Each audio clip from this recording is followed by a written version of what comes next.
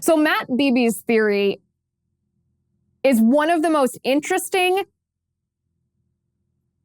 pieces of analysis of this photograph of any that I've seen. So think about this scenario. Let's try to live this with the FBI agents for a second. So the FBI agents have raided Mar-a-Lago. They're in President Trump's office. They have asked President Trump's staff to turn off the surveillance footage, the video cameras. Trump's staff has said no.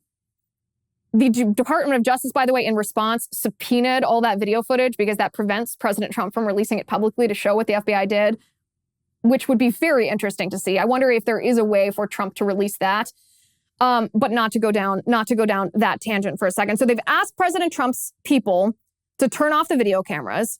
Trump's people said no. The FBI has made Christina Bobb, President Trump's lawyer, wait outside the premises at the bottom of the driveway. Inside the office, the FBI takes these documents out of the banker box, it looks like, or at least, I shouldn't say that actually. That's what they want us to think. That's what the picture is staged to look like. Next to the documents is a banker's box with Time magazine covers framed. They're making it appear that classified documents were in the same banker's box as a Time magazine cover. Were they? I have no idea. We have no idea. So the FBI puts these documents on the floor with the covers to shield the classified information on top. They take this photograph. So let's stop right there. Let's freeze that scene for a second. If an FBI agent had taken a phone and taken a picture of a classified document, then the electronic device used to take that picture would automatically be a classified device.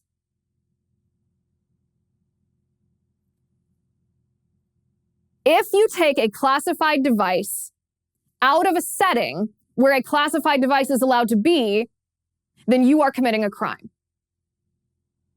So if the FBI took a picture of classified documents or documents they believed to be classified on an electronic device, that device becomes classified, but the FBI walked out of there with that classified device. So that's wrongdoing.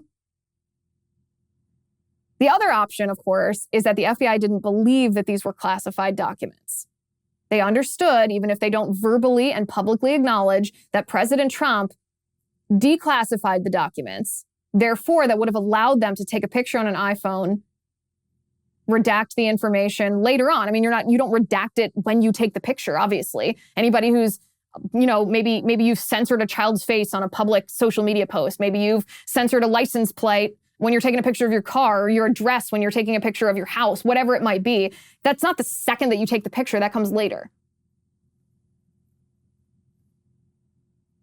But what would have happened is that photograph itself, not the documents in the photograph, but the photograph itself, because it came directly from the Department of Justice, would have had a marking on it that said this photograph has been declassified. Because if the photograph was a replication of classified information, then the photograph becomes classified as well. That photograph has no such declassification mark on it. Look around.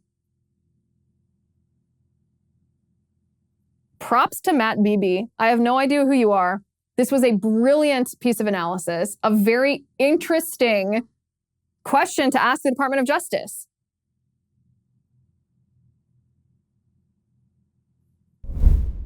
If we can see these documents on Twitter, then why couldn't Trump's lawyer? Why did she have to be kicked out? Remember, we were originally told that the visit to Mar-a-Lago by the FBI was about the Presidential Records Act. The National Archives said it was letters from Kim Jong-un and letters from Barack Obama that President Trump wasn't supposed to have. The National Archives was supposed to secure those documents.